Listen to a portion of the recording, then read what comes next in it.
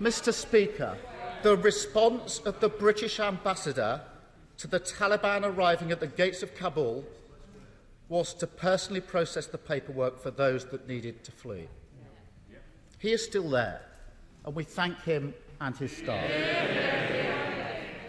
The Prime Minister's response to the Taliban arriving at the gates of Kabul was to go on holiday.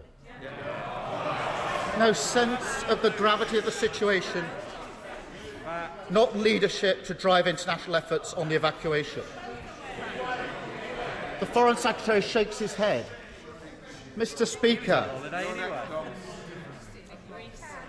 what would I do differently? I wouldn't stay on holiday whilst Kabul was falling.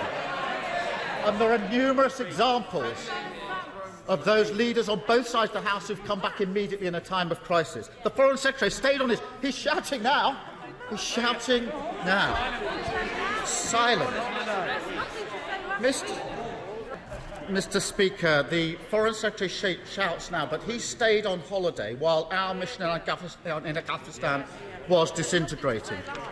Mr. Speaker, he didn't even speak to ambassadors in the region as Kabul fell to the Taliban. Let that sink in. Let that sink in. You cannot coordinate an international response from the beach.